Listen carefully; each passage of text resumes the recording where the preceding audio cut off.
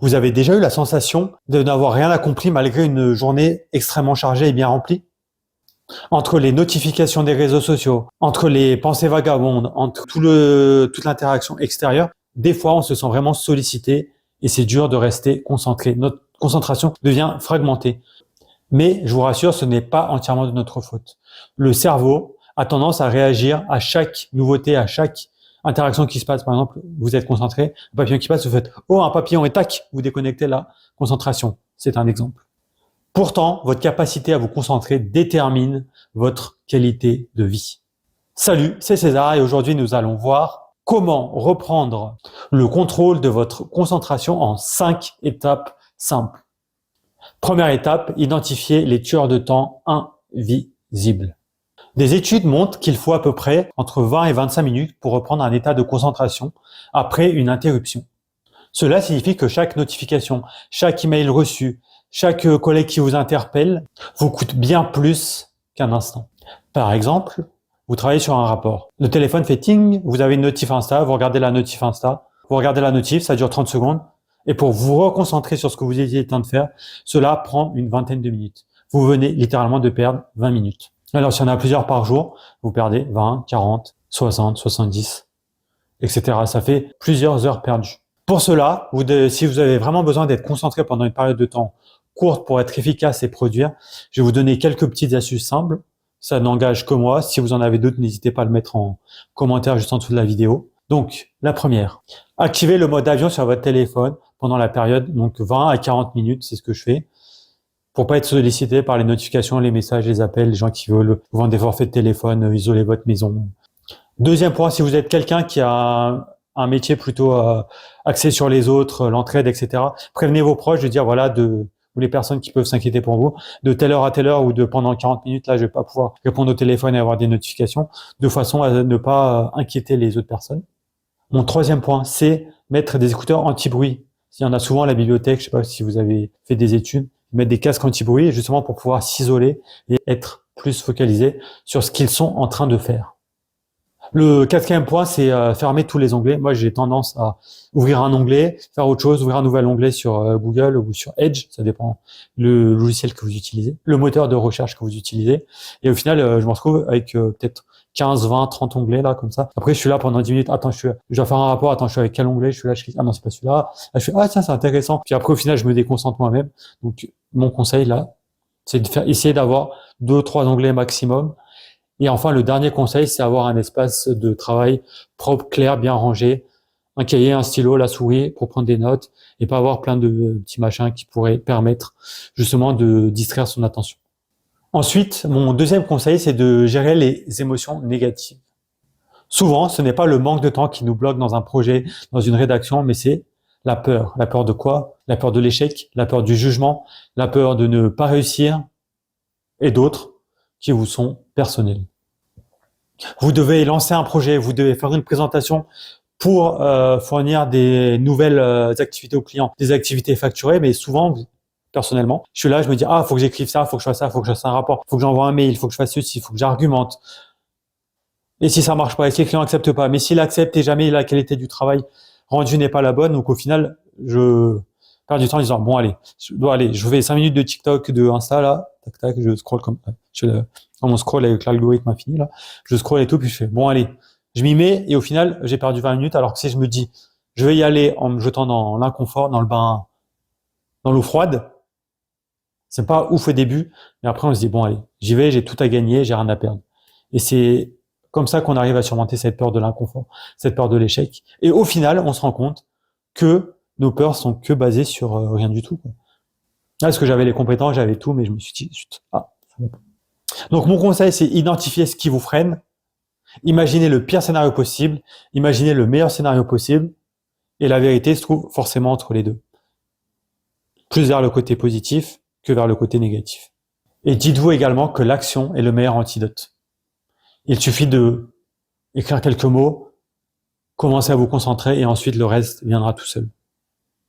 Si jamais vous manquez un peu de confiance en soi, ou vous voulez être sûr que tout soit vraiment parfait, etc., et que vous avez un peu de temps, n'hésitez pas à faire relire, avoir un avis extérieur, de personnes compétentes, parce que si vous faites relire par quelqu'un qui n'est pas du sujet ou qui connaît peu ou pas, c'est pas forcément très productif. Mon troisième conseil, c'est d'appliquer la méthode cumulative de la concentration. La concentration est un muscle et c'est pour cela qu'il faut l'entraîner. Donc, si jamais vous avez du mal à vous concentrer pendant une certaine période de temps, commencez par vous concentrer un quart d'heure, 20 minutes, étant en mode avion, mettre un réveil, prévenir vos proches. Bon, pas forcément là parce que 20 minutes, c'est pas un temps hyper long. Concentrez-vous. Vous dites, voilà, pendant 20 minutes, je me concentre que sur une seule tâche. Pas de musique, pas de notif Insta. Isolez-vous. Est-ce que ça marche? Oui. Ensuite, allongez petit à petit votre temps. Faites 20 minutes, 30 minutes, 40 minutes, 1 heure. Pour cela, il existe la méthode de Pomodoro. Vous pouvez la suivre. Je crois que c'est 20 minutes, je fais une tâche, 10 minutes de un peu loisir, 20 minutes, etc. C'est des méthodes de concentration et vous pouvez trouver la vôtre sur Internet et en essayer plusieurs. Expérimentez. Mon quatrième conseil, c'est le mythe du multitâche. Contrairement à ce qu'on pourrait croire, le cerveau humain n'est pas fait pour faire plusieurs tâches complexes à la fois. Essayez vous-même, chantez une chanson en même temps que résoudre une équation polynomiale du 4e degré et en parlant à votre collègue. C'est strictement impossible, vous allez me dire. Et c'est pour ça que le cerveau humain ne peut pas faire du multitâche complexe. Oui, par exemple, fredonner une chanson en même temps que cuisiner, vous avez certains mouvements sont plutôt mécaniques et on a l'habitude de faire ces mouvements-là. Vous pouvez parler à quelqu'un en même temps marcher. Donc là, c'est vraiment deux tâches qui sont peu complexes. Marcher, vous entraînez depuis que vous êtes petit, vous entraînez à parler, etc. Mais si vous faites deux tâches complexes en même temps, voire 3 ou 4, c'est strictement impossible.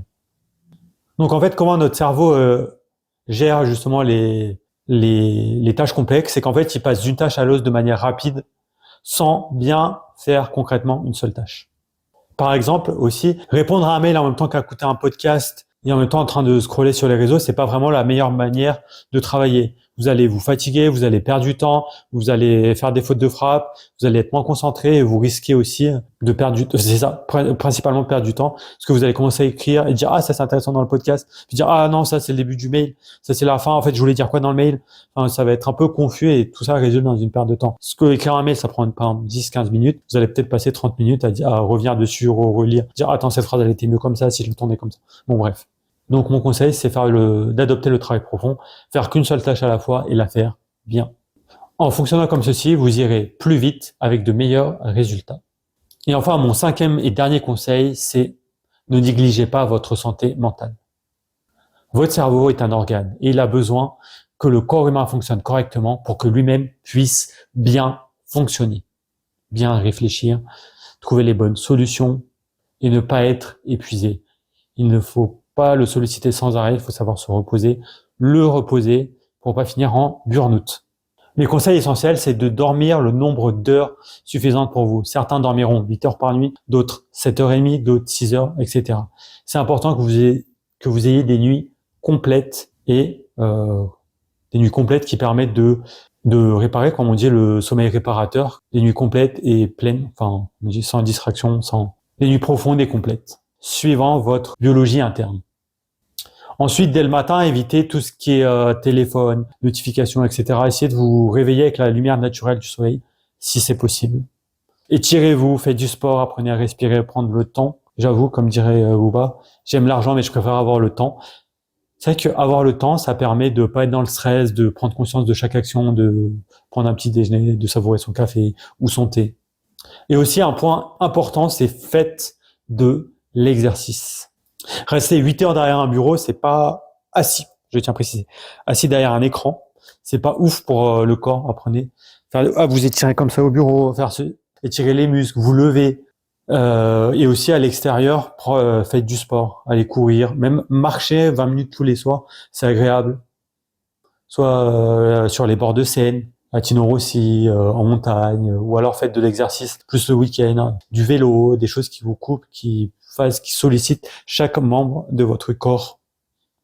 Ne pas rester statique, sinon ça évite les mal de dos, la vieillesse anticipée, c'est pour tout ce qui permet d'activer la circulation du sang. Faites du cheval, du ski, des activités qui vous plaisent, du foot, de la rando, du vélo. Voilà, trouvez votre activité. Ou même, faites des étirements soit tous les matins, tous les soirs il existe d'innombrables possibilités d'exercices à faire le matin, le soir, quelle mobilité, mobilité du genou, mobilité des hanches, mobilité du dos, etc. Il y a d'innombrables ouvrages, vidéos YouTube, vidéos Insta. Donc je vous laisserai découvrir ce qui vous convient à vous pour le mieux. Faites des expériences, testez, inscrivez-vous à la salle, changez de sport, rejoignez un club, faites du crossfit, faites de l'aerox. Faites comme bon vous semble. En conclusion, je dirais que vous n'avez pas besoin d'un miracle pour retrouver votre concentration, ni de produits magiques pour arriver à vous concentrer dans le quotidien. Il suffit juste de faire des petits ajustements au quotidien pour chaque étape de la journée pour retrouver votre concentration. Donc pour cela, en résumé, je dirais identifier les distractions, affronter vos émotions, donc peur de quoi? Peur de rater, peur d'être jugé, blablabla. Entraînez votre attention en faisant, au début, vous concentrez 15-20 minutes, puis un peu plus, jusqu'à trouver votre propre rythme. Faites qu'une seule tâche complexe à la fois. Et enfin, prenez soin de votre corps. Votre attention est votre bien le plus précieux pour avancer dans la vie, pour réfléchir, pour résoudre des systèmes complexes, pour avancer, même pour être bien avec les autres, pouvoir parler librement, pouvoir s'exprimer.